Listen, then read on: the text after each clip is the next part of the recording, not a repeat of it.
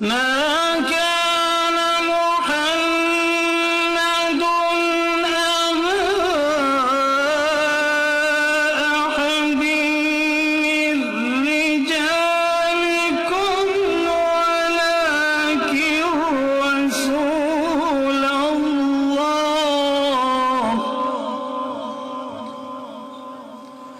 ولكن رسول الله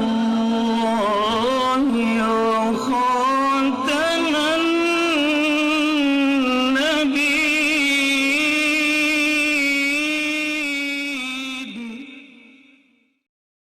اللهم صل على سيدنا مولانا محمد وعلى آل سيدنا مولانا محمد أفضل صلواتك بعدد معلوماتك وبارك وسلم.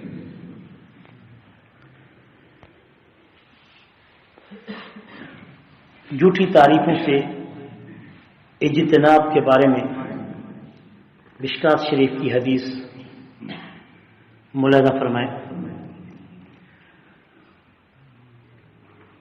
محبوب کریم سید المرسلین خاتم النبیین محمد الرسول اللہ صلی اللہ علیہ وسلم کا پاک اور پیارا ارشاد ہے: اذا مدح الفاسق غضب الرب تعالی واہتز له العرش. جب کسی فاسق فاجر کی تعریف کی جاتی ہے، غضب الرب، اللہ تعالیٰ کو غصہ آ جاتا ہے. واہتز له العرش، اور اس کی بنا پر، اس غصے کی وجہ سے اللہ کا عرش حرکت میں آ جاتا ہے. شیطان نے اس زمانے میں جھوٹ کے پھیلاؤ کے لیے نت نئی رسمیں اور طریقے اختیار کر رکھے ہیں. انہی میں سے ایک رسم لوگوں کی جھوٹی تعریف کرنا، بے سروپا القاب دینا. حتیٰ کہ بہت سے دیندار حضرات اس بارے میں احتیاط نہیں کرتے. جلسوں میں، اشتہارات میں اس جھوٹ کی بھرمار ہوتی ہے. ایک معمولی سا شخص جس کو دین کا علم نہیں ہوتا، وہ شیخ الحدیث نہیں ہوتا، وہ حافظ القرآن نہیں ہوتا، وہ عالم دین نہیں ہوتا، کسی مستند مدرسے میں اس نے کوئی ڈگری اس کے پاس بطور سند حاصل نہیں کی ہوتی، اور حال یہ ہوتا ہے کہ اس کو بڑے بڑے القابات سے جھوٹ باندھ کر اس کو سٹیج پر تعارف، سپاسناموں اور منقبی نظموں میں سخت مبالغہ آرائی کی جاتی ہے کہ الامان والحفیظ. پھر طنز ترا یہ کہ اس عمل کو جھوٹ بھی سمجھا نہیں جاتا، حالانکہ اللہ کی نظر میں یہ عمل نہایت ناپسندیدہ ہے، خاص کر جب کسی نااہل اور فاسق و فاجر کی تعریف کی جاتی ہے.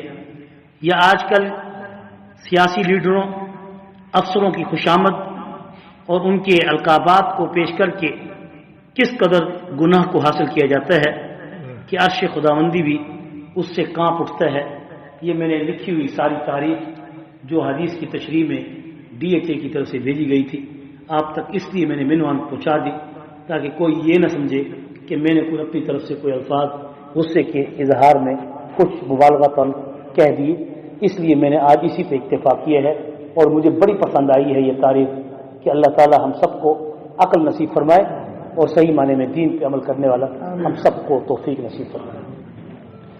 ربنا آتنا فی الدنیا حسنہ وفی الآخرۃ حسنۃ وقنا عذاب النار وادخلنا الجنۃ مع الابرار یا عزیز یا غفار یا رب العالمین.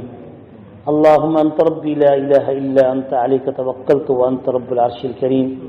ما شاء الله كان وما لم يشاء لم يكن ولا حول ولا قوة إلا بالله العلي العظيم. أعلم أن الله على كل شيء قدير وأن الله قد أحاط بكل شيء علما. اللهم إني أعوذ بك من شر نفسي ومن شر كل دابة أنت آخذ بناصيتها إن ربي على صراط مستقيم. وصلى الله تعالى على خير خلقه محمد وآله وأصحابه أجمعين برحمتک یا